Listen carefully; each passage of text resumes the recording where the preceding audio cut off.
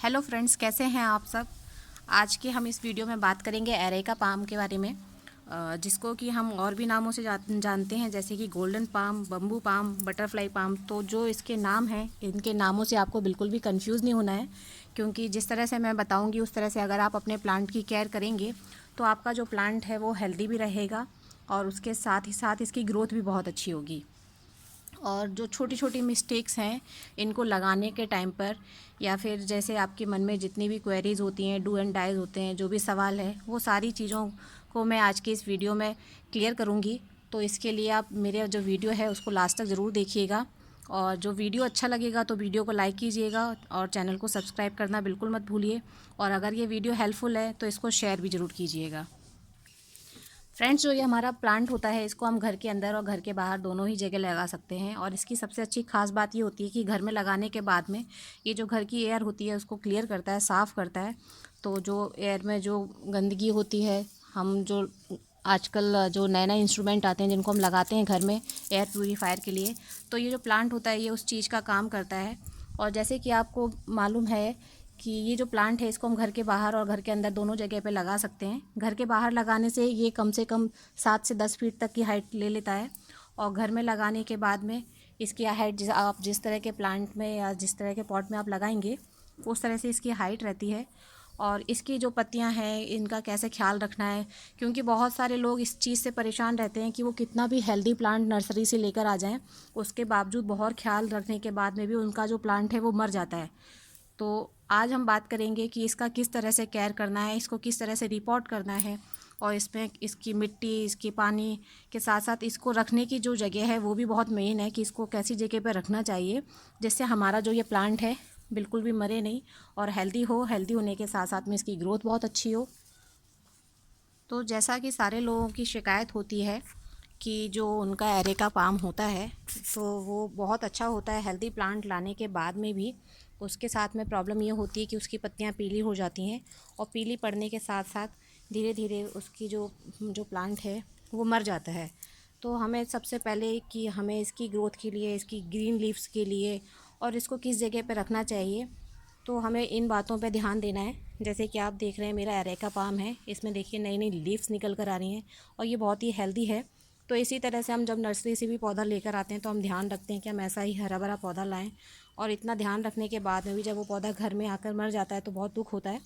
तो आइए सबसे पहले हम देख लेते हैं कि इसके लिए हमें जो मिट्टी रेडी करनी है, बिकॉज़ जैसा कि आप देख पा रहे हैं कि मेरे जो ये प्लांट हैं उनको मैंने परचेज़ किया हुआ है और अभी तक वो ग्रो बैग में है।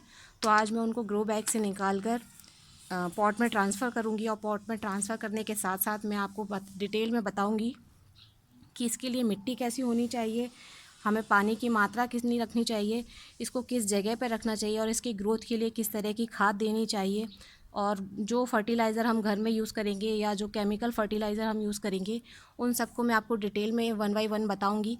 तो वीडियो में लास्ट तक बने रहिए। तो सबसे पहले हम इसकी मिट्टी को रेडी कर लेते हैं। तो फ्रेंड्स, हमारा जो ये एरेका पाम होता है उसको जो है एसिडिक सॉइल बहुत पसंद होती है। तो जब हम अपने प्लांट को के लिए मिट्टी तैयार करें तो उसके लिए हमें क्या करना है कि हम अपनी मिट्टी में गोबर की खाद, वर्मी कंपोस्ट, या फिर इसके अलावा आप इसमें केले, प्याज की छिक्कल, इस तरह की चीज़ों का इस्तेमाल कर सकते हैं।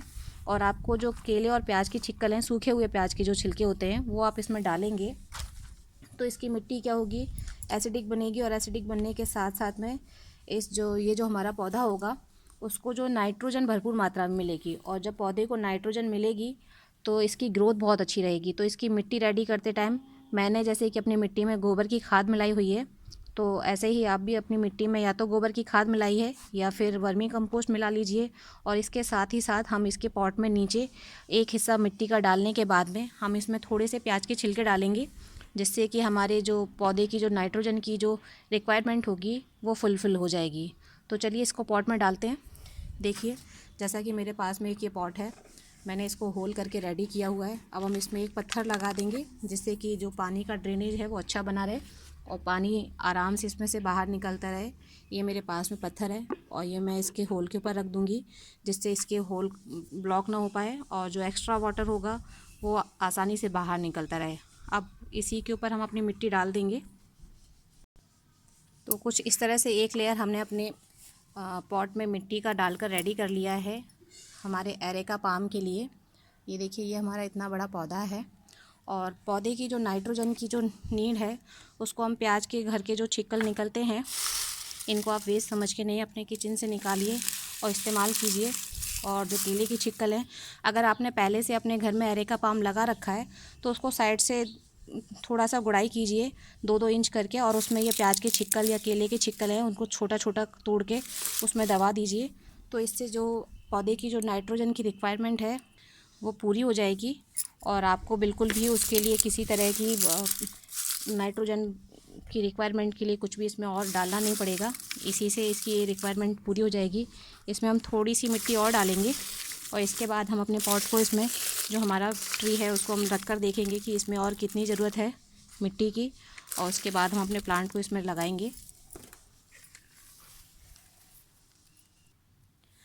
तो ये जो हमारा एरेका पाम है इसको हम इसमें डालकर देखेंगे। ये देखिए, कुछ इस तरह से हमने इसका साइज़ मेज़र कर लिया है कि इस तरह तक, इस यहाँ तक आएगा। अब हम इसका ग्रो बैग निकाल कर इसको इसके अंदर रख कर फिर हम मिट्टी चढ़ाएंगे। और जो ग्रो बैग से इसको निकालने का काम है ये आप थोड़ा सावधानी से कीजिए जिससे इसकी जड़ें ख़राब ना हो।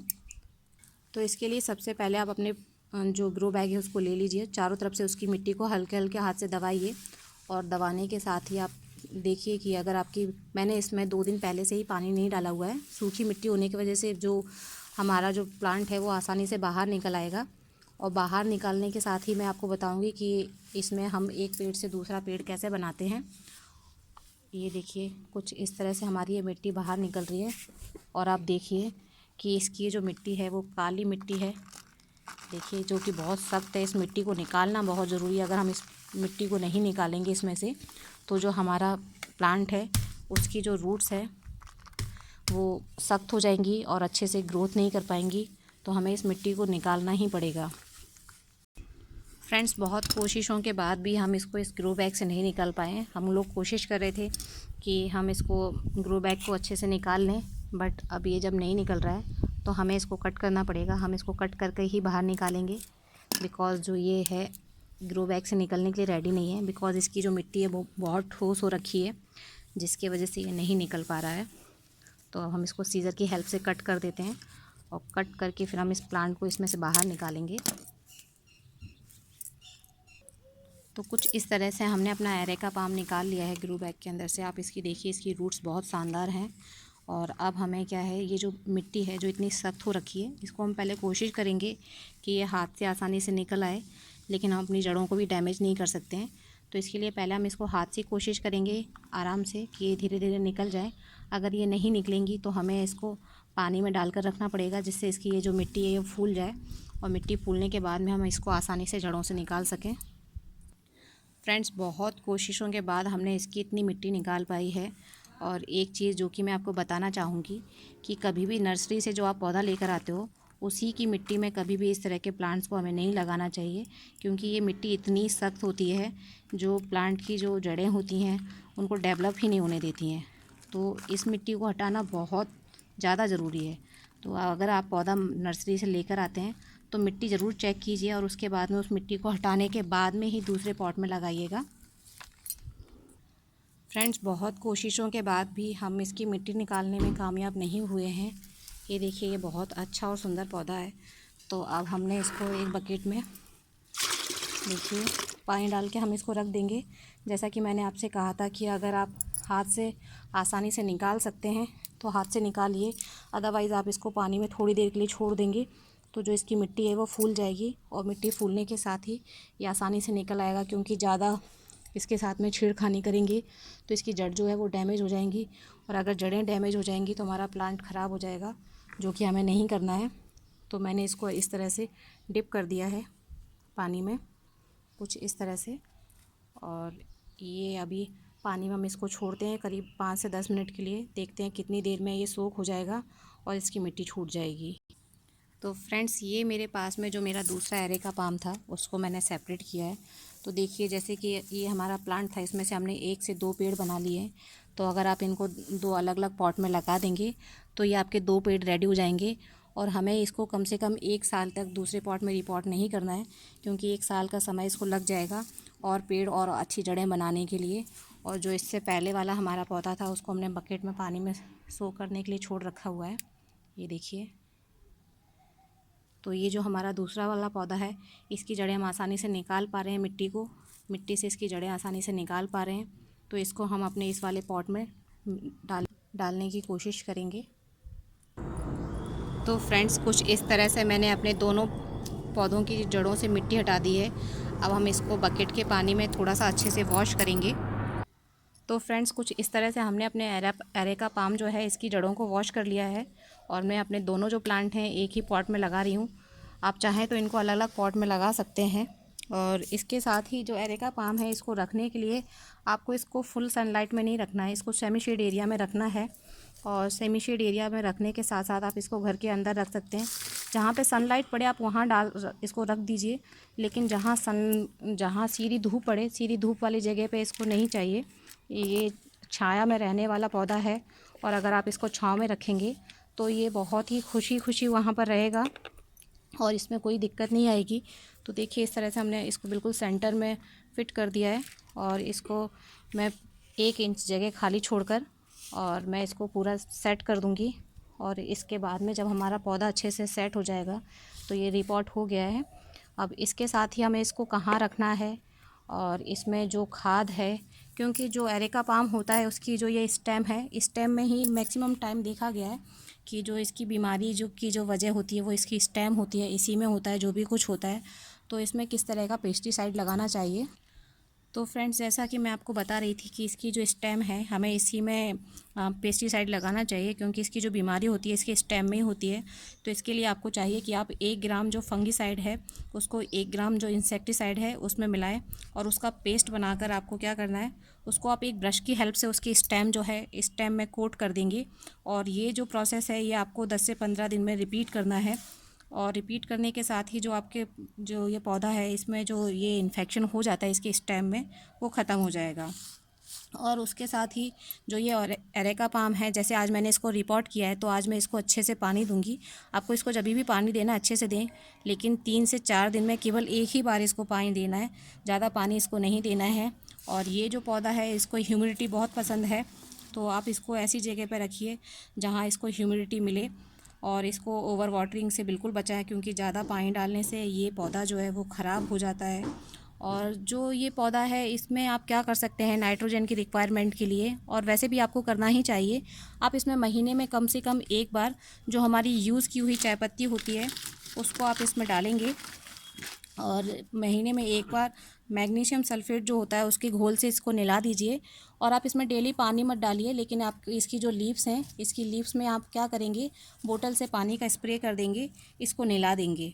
तो इससे क्या होगा कि जो आपका पौधा है इसको ह्यूमिडिटी मिलती रहेगी, इसकी लीव्स क्लीन रहेंगी और ये पौधा जो है वो हेल्दी बना रहेगा।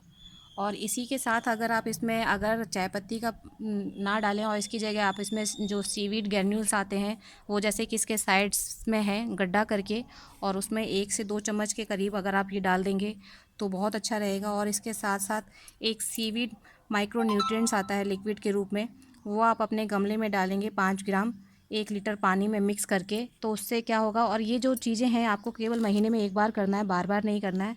उससे क्या होगा कि आपका जो ये पौधा है वो बहुत हेल्दी और अच्छी ग्रोथ के साथ में ग्रीन बना रहेगा और ये घर की सुंदरता को बढ़ाता रहेगा। तो मुझे लगता है मैंने आपके सारे जो डू एंड डोंट्स थे और जो भी आपके क्वेश्चंस थे उनको रिजॉल्व किया है। अगर कोई क्वेश्चन रह गया है तो आप मेरे से कमेंट सेक्शन में पूछ सकते हैं।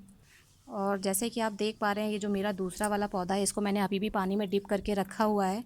तो इस तरह से थोड़ा सा पेशेंस दिखाइएगा, जब इसकी जड़ों को मिट्टी से निकालना होगा और धीरे धीरे मिट्टी फूल जाएगी और अपने आप ही खुद व खुद इसके जड़ों से बाहर निकल आएगी। उसके बाद आप इसको रिपोर्ट कीजिएगा।